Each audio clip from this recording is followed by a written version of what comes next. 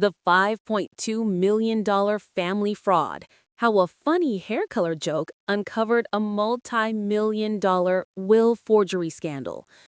Imagine smiling through years of cruel jokes about your baby's red hair, watching that poison destroy your marriage, only to realize the person making the jokes was covering up a massive $5.2 million felony.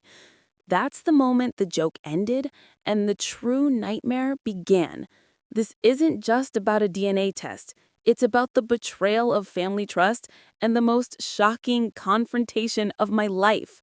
Stick around for the full story, and please drop a comment below and tell me, what would you have done?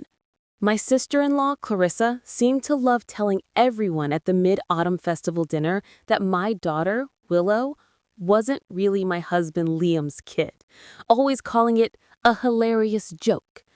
When our baby Willow was born, she had this striking auburn hair, which was weird since neither I, Alice, a natural brunette, nor Liam, dark-haired, carry the color, even though we have red-headed ancestors somewhere in our family lines.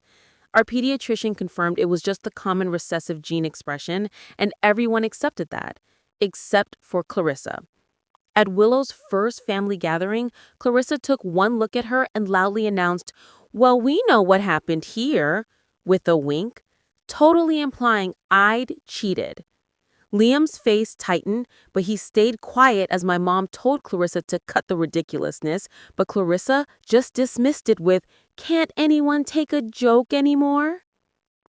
But she seriously didn't stop. At every family event after that, from a nephew's graduation to the summer solstice barbecue, she'd throw out some targeted comment, like suggesting Liam should get a paternity test as a Father's Day gift or joking that Willow resembled the utility meter reader. Eventually, Liam started skipping family gatherings altogether, saying he just couldn't handle the constant taunts anymore.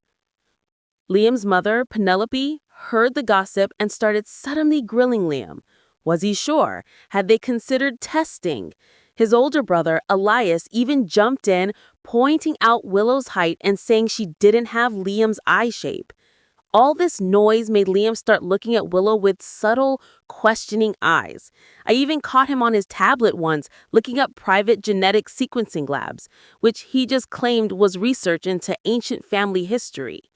Clarissa, totally convinced her taunts were hilarious, really cranked up the cruelty at the Harvest Feast, where she gifted Liam a home DNA ancestry kit wrapped in novelty paper, announcing it was for when you're ready for the truth. Humiliated, Liam walked straight out, leaving me and Willow with 20 staring relatives. I found him sobbing in the car, confessing that the persistent doubt was completely poisoning him. I told him that after 5 years of marriage, he needed proof of his daughter's lineage. We had way bigger problems than Clarissa. That night, she actually texted me, accusing Liam of being too sensitive and saying I was defensive because I had something to hide. She even took her campaign online, posting photos of famous red-headed historical figures with captions like "Willow's real ancestor" and tagging me. The breaking point came at Willow's first birthday party. Clarissa showed up, even though she wasn't invited. When Willow opened Clarissa's gift, it was a custom toddler shirt that read, "Daddy's 9.9% maybe." The room went silent. Liam, clutching Willow, retreated to the bedroom, while Clarissa just laughed, calling it a gag gift. That's when I totally lost it. I called her a miserable, destructive woman whose relational failures, like her 5 divorces, were finally clear to everyone. When she tried to claim I was dramatic over a joke, I flat out told her her joke had actually destroyed my marriage. As she tried to leave, I followed her to the door and spoke loud enough for the entire silent living room to hear, "If you ever contact us again, I will tell the world about the multi-million-dollar will you forged and the decades of fraud you committed against the estate." Clarissa's face went from pale to ghostly white. Her mouth opened, but no sound came out. and the air in the house completely froze. Clarissa gripped the doorframe, trying to force a shaky laugh, but she backed right out onto the porch. I followed her, making sure my voice carried inside as I said we could discuss the missing $5.2 million endowment for my late grandfather's trust fund right now in front of everyone. I asked if she wanted to explain how her signature appeared on 3 major life insurance policies and a property deed transfer during a period when grandfather was medically incapacitated and living in the Swiss Alps. Clarissa's face flushed scarlet, and she nearly ran to her sedan, fumbling and dropping her keys, with her tires squealing as she fled. My mother immediately pulled me into the kitchen, urgently demanding to know what I meant about the estate fraud. I leaned against the counter and revealed the truth. 3 years prior, while helping the family solicitor catalog grandfather's papers, I discovered evidence of a systematic, long-term theft and forgery scheme by Clarissa, totaling over $5.2 million in assets related to the family's charitable foundation. I had photocopied all the original documents, including the forged signature on the trust amendment, and locked them away, hoping I'd never have to expose the truth and tear the family apart. My mother broke down, saying she was sorry I'd carried such a devastating secret alone.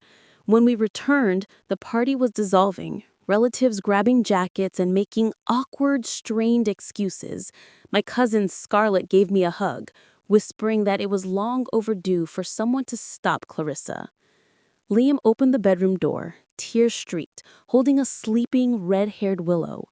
We sat together, finally addressing the damage.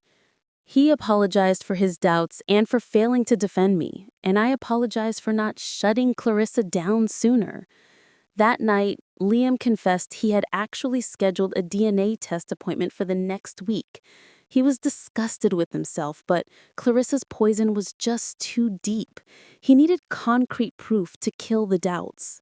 I told him I totally understood and that we would do the test together, so we ordered a home testing kit right away, paying extra for rush processing. The next morning, my mother called absolutely furious because Clarissa was telling everyone I had completely made up the entire multi-million-dollar fraud story just for revenge. I confirmed to both my mother and later my father that the fraud was 100% real and the documents were locked up safe. My father was outraged that Clarissa had been using my silence to hurt his family for years, so he said he would handle Clarissa personally and that I should just focus on Liam. Soon after, Liam's mother, Penelope, called apologizing profusely for letting Clarissa's gossip mess with her judgment and making her own son doubt his fatherhood. Elias also texted a sincere apology for his comments. 2 days later, Liam and I, watching Willow play, collected the cheek swabs and mailed the DNA kit, both of us feeling sick that it was necessary, but finally ready for confirmation.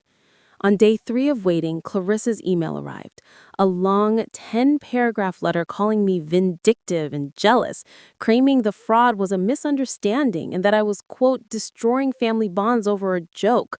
I immediately forwarded the entire email to my father, who replied almost instantly, stating he had formally contacted the prosecutor and was pursuing legal action for the felony fraud.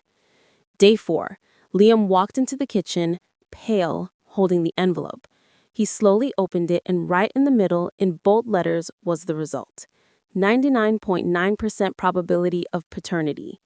We cried and hugged while Willow happily banged her spoon on her high chair. That afternoon, Liam actually framed the result and hung it in Willow's nursery, saying it was a reminder of how close he came to letting poison win, and a symbol of what they survived together. My mother, trying to make up for her own failure to protect us, started coming over every Tuesday to spend time with Willow. A few days later, Liam's family, Penelope, Elias, and his father, Victor, invited us to dinner, which turned into an awkward 3-hour apology session where they formally admitted they failed to trust Liam and let Clarissa's malice infect them, but we left feeling like it was necessary. My father later revealed he had pushed for Clarissa to be formally charged with felony theft and forgery, telling me Clarissa needed real, legal consequences, not just family disapproval, to stop her toxic behavior. Liam and I began regular weekly counseling sessions, and our counselor assigned homework focused on rebuilding intimacy through small, daily actions. Liam started leaving me notes saying things like he was grateful I fought for our family when he was too beaten down, and I learned to communicate my feelings of being overwhelmed instead of pushing through alone, which built new patterns of trust. 3 months after the confrontation, my father called with the news. Clarissa had taken a plea deal, reducing the felony to a lesser charge in exchange for a guilty plea. She received 2 years of probation, had to pay full restitution of $5.2 million to the trust fund, and complete 200 hours of community service. The legal record meant her admission of the theft was documented and real. At my cousin's wedding, which Clarissa was explicitly not invited to, the atmosphere was completely relaxed, and multiple relatives commented on how wonderful it was to see Liam enjoying himself and how peaceful the gathering was without drama. Liam said it was the first family event he'd enjoyed in a year. When Willow took her first steps a few weeks later, Liam was completely present, celebrating every wobbly movement with zero shadow of doubt on his face. This pure, unclouded joy was the final victory. My relationship with Scarlett strengthened, and she was inspired to set boundaries with her own toxic relatives, noting that seeing me stand up to Clarissa showed her it was possible. Liam planned a weekend getaway for us at a secluded B&B. It was strange at first to be just Liam and Alice, not Willow's parents, but we reconnected, talking about future plans and old inside jokes. On a hike, we had a deep conversation about how we both carried our parents' dysfunctional patterns into our marriage, Liam's need to withdraw from conflict, and my impulse to prioritize peace over standing up for myself. And we agreed counseling had helped us choose new, healthier paths. Finally, an envelope arrived from Clarissa's lawyer, a formal, cold apology asking to be part of Willow's life. We discussed it in counseling and agreed we were not ready for contact and might never be. Looking back, that framed DNA test hanging in Willow's nursery isn't just proof. It's a reminder that sometimes fighting for your peace is the bravest thing you can do. Our marriage is stronger because of what we survived. Thank you so much for being here and listening to our story. If this resonated with you, please hit that like button. It helps more than you know. And I'm genuinely curious. Have you ever had to draw a hard boundary with a toxic family member? Tell me your experience down in the comments below, and I'll see you in the next video.